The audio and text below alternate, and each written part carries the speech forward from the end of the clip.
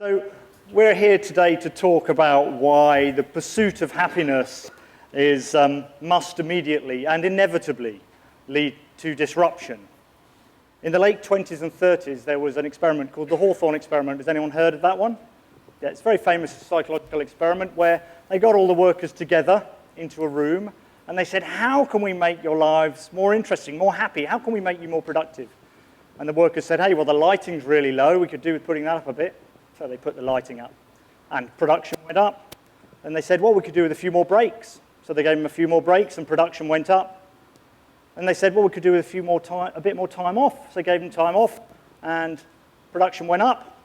And then they turned the lights back down again and production went up.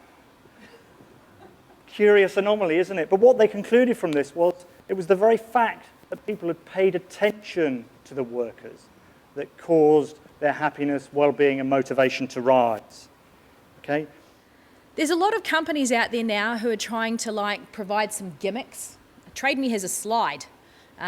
Google have muffin stations. Even ANZ, I was there the other day, they've got a fantastic espresso bar.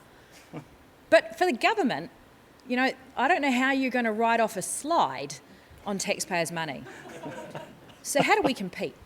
It begins first by outlining 5 key areas that, when looked after, help an individual to move towards a state of contentment and happiness, but when ignored, can trigger in them a threat response. SCARF stands for first status, understanding where it is that I sit in the world. Certainty, now that I know where I sit, what's actually expected of me? Is that quite well defined, or is that changing constantly?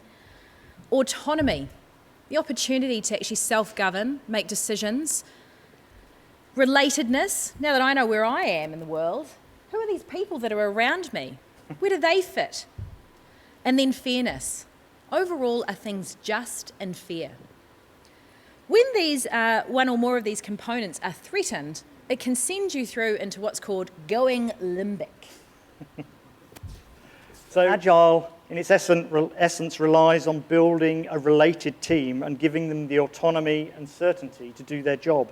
At its core, at its very essence, it is taking care of their SCARF. And every day I see magic happen.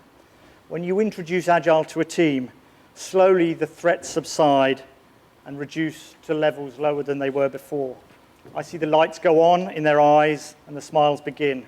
I see teams beginning to banter at stand-up, having a good time. They're getting involved in the product planning and the product direction. They're taking ownership, and the quality and the productivity goes up as a result. I see the scarves being put on and the happiness increase. And being disruptive, you don't have to be destructive. Take the science of the brain to understand the effect change has on people. Use the principles of SCARF to care for the needs of the individual, the team, and no matter what you do, you will disrupt someone's SCARF along the way. It's knowing you have, then caring for theirs, that will see you become a truly resilient and agile organisation.